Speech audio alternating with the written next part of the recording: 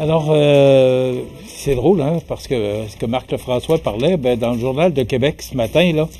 Alors, je me souviens d'acheter local. C'est, il y a une expression là pour dire, c'est une fausse première page couverture. Là, je me souviens pas de c'est quoi l'expression, mais pardon. Ouais, il y a une expression en journaliste, là, je m'excuse, là, mais je peux pas vous la donner, mais dans le Journal de Québec ce matin, c'est ça. Et la vraie page couverture, c'est celle-là. Alors, quand on parle d'achat local, puis surtout avec ce qui se passe actuellement aux États-Unis, je pense qu'il faut de plus en plus regarder d'acheter chez nous, d'acheter quand c'est possible, bien sûr, là, quand ça l'est pas, ça l'est pas. S'il n'y a pas les produits ou les services qu'on recherche, mais tant qu'on peut le faire, il faut le faire. Mais d'abord, Montmagny abandonne son projet de dôme multisport. Ça fait quand même quelques années qu'on parle de ce projet-là. D'abord, le premier projet, c'était que le dôme soit installé sur le terrain multisport Laprise. D'ailleurs, Daniel Laprise, homme d'affaires de la région, là, qui avait donné son accord pour investir aussi dans ce projet-là, parce qu'il croyait beaucoup à ce projet-là. On a réalisé que le terrain multisport Laprise ne pouvait accueillir une structure aussi lourde. Alors, on a dit, on va le faire en arrière de l'école Cazot. Et là, avec le temps que ça prend, ça c'est dans tous les dossiers, là, ce qui se passe avec le tramway, puis ce qui se passe avec le troisième lien, les coûts qui augmentent à une vitesse grand V, là, c'est exactement ce qui s'est passé avec ce projet-là. Donc, c'est sûr que M. Laprise avait encore une fois soutenu ce projet-là, même s'il se faisait derrière l'école Cazot. Mais là, c'est un déficit de financement de 1,2 million, malgré l'investissement de Daniel Laprise. Alors, on a décidé tout simplement, là, parce que, vous le savez que le gouvernement actuel a un déficit de 11 milliards qu'il doit présenter, là, qu'il doit respecter pour le 31 mars, parce que c'est la fin d'année fiscale des deux gouvernements, les deux fédéral et provincial. Alors, ils ont annoncé un déficit de 11 milliards. Je suis pas sûr que ce serait bien accueilli qu'ils arrivent avec un déficit de 13, 14, 15 milliards. Alors que ce soit dans la santé, dans l'éducation, on coupe les dépenses. Alors, le 1,2 million, ce qu'on dit au pluriel, au Centre de services scolaires du Québec, l'énergie que vous devez mettre, c'est sur les services aux étudiants, on ne peut pas être en désaccord avec ça. Donc, le projet est abandonné. On ne dit pas que ça ne reviendra pas un jour, mais je pense qu'avec le Centre culturel et sportif en santé durable, là, ça va quand même nous amener beaucoup de nouveautés, puis aussi de rafraîchissement. L'école Cazot, là, ça date de 50 ans. Les équipements, même si on les a améliorés au fil des ans, l'école Cazot, ça date je parle des équipements là, de palestre et de gymnase, là. Ça a besoin, vraiment, là. C'est un beau projet parce que ça va faire du bien pour notre école, je l'ai dit, ça va nous emmener des jeunes familles, parce que c'est quand même, là, avec le centre culturel, avec la salle Édouard Bélanger qui sera rénovée, ça va vraiment nous donner un bon coup pour nous, pour la ville de Montmagny. Tantôt, Marc parlait que là, il y a un moratoire pour la construction à Lévis.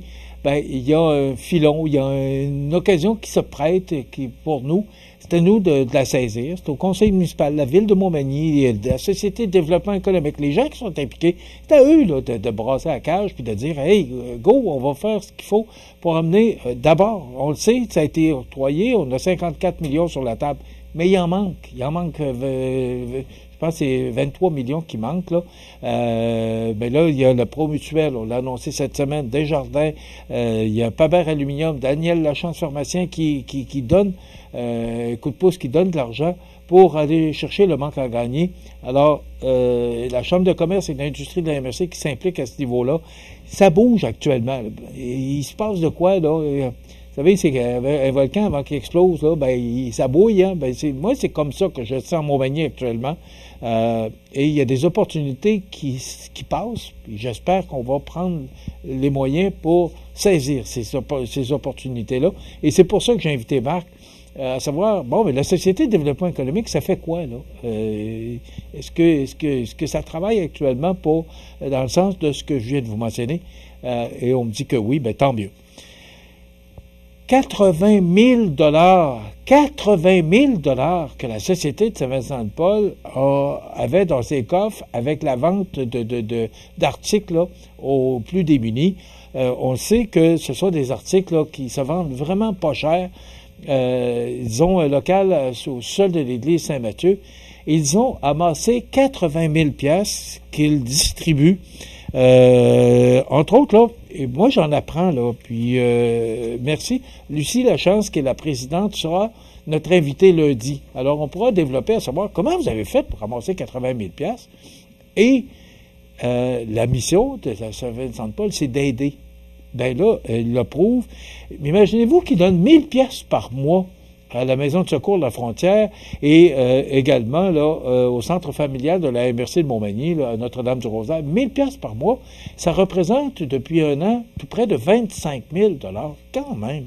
Et là, on remet un chèque, pas 4 500 à tous ces organismes-là, 4 500 à chacun de ces organismes-là. La Maison d'Hélène, l'Ancre, la résidence Marcel Mallette à Cap-Saint-Ignace, le Havre des femmes, le Trait d'Union, l'Arc-en-Ciel, le Carrefour Jeunesse Emploi, le Groupe Alpha, Partage au masculin, et la Fondation Marthe Laverdière. Et Madame Laverdière est partie, parce que vous savez qu'elle réside à Arma. Pas sûr qu'elle reste tout le temps là, parce qu'elle a des spectacles un peu partout au Québec. Mais c'est l'humoriste et la chroniqueuse de la TVA. Elle est partie et elle est venue vendredi matin à la conférence de presse pour recevoir son chèque pour sa fondation qui porte son nom, la Fondation Marthe Laverdière. Chapeau. Puis j'aurai l'occasion de le dire en personne à Mme Lucie Lachance, là, qui est la présidente de la Société Saint-Vincent-de-Paul de Montmagny. Puis en plus, on a donné 3 000 piastres à la Fabrique Saint-Mathieu parce qu'on a eu une initiative là, c'est un samedi du mois de novembre qu'on fait une activité. D'ailleurs, vous l'avez vu sur nos ondes parce que moi, j'aide beaucoup la Saint-Vincent-de-Paul, puis encore plus quand on voit des résultats comme ça, là. On a donné 500 piastres au comité de la famille pour les paniers de Noël, 3 000 piastres à la Fabrique Saint-Mathieu, puis en plus de 1 000 piastres pour l'achat de défibrillateurs, puis à l'école Caso, c'est l'équipe juvénile de volleyball de l'école, là, les Grizzlies, qui sont allés donner un coup de main pour ce samedi du mois de novembre-là, cette activité de vente de livres, puis de vente de vêtements, puis 816 piastres qu'on leur a mis. Bravo, félicitations, c'est vraiment digne de mention pour cette société Saint-Vincent-de-Paul là, qui doit redonner au suivant. C'est d'ailleurs le titre du communiqué de presse qu'ils ont émis.